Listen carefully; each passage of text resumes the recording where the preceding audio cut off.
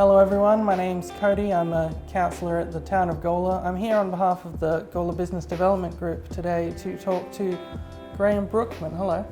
Cody, good to see you. So Graham's a local business owner here in Gawler with the food forest. So what is the food forest? What kind of food does it grow? Well, we have about 150 different product lines, about every type of fresh fruit you could imagine, lots and lots of different vegetables, but our main crop is pistachio nuts, and it's all organic, so no nasty pesticides, herbicides or any other sides. There are a lot of organic farms in SA.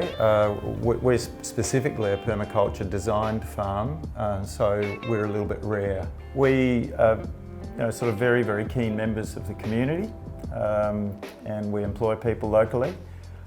We cover about 20 hectares of beautiful river flats. The Gawler River is where we grow it, and so occasionally we get wet feet.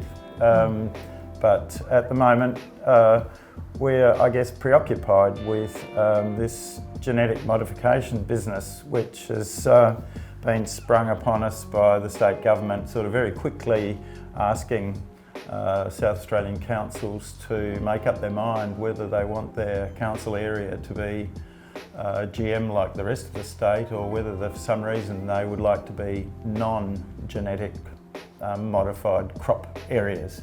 So you actually presented to council when we were there to make a decision on GM free, and you were talking about your business and how it's affected. So just to explain to everyone, how is it affected? What benefits do you get out of being able to say that you're GM free? Well, anyone who goes into a supermarket in Australia will notice that there's absolutely nothing that's got a GM label on it.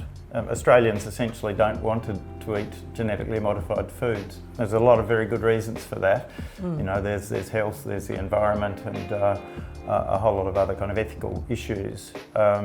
So just why we would want to grow GM food when there is effectively no market for it in Australia, and a declining market around the world as the Europeans sort of say, hey, not interested. Now there's a large movement in Europe which is actually saying no animals produced using GM feed. So really there's not a particularly good reason for growing GM. Our surrounding councils in Barossa and Light have been very concerned about wine production, because they're saying that internationally it's just a no-go to say that they're going to have GM labels on their products. Yeah, so I guess the wine people, while there aren't any GM vines available in Australia, there's still the potential for contamination. And the fact is that there are GM vines in other countries, and if we, Gawler, say we're happy to have GM crops, effectively we're opening the door to GM vines, and that then would bring us into disrepute from I guess the main export markets that Australia uses to actually get rid of its wines and make decent profits. For us as organic growers, we're even more concerned than the conventional growers, because if there's any contamination of our crops, anything at all, we'll lose our organic status. And that, well, for us would mean that we lose a substantial amount of our income. How easy is this cross-contamination? It doesn't have to be that someone sneaks into your field and plants something. It's it's just the wind, or? It could be wind, so if it's something like ryegrass or canola. Canola's the hot one at the moment because it is the only GM crop grown in South Australia. It'll go on the wind, but it'll also be carried by bees, and bees are quite happy to forage for kilometres if necessary. And so, for instance, if we had a vegetable growing here or a fruit tree growing here that was contaminated by some pollen from a nearby genetically modified canola crop, we would be suddenly producing genetically modified food.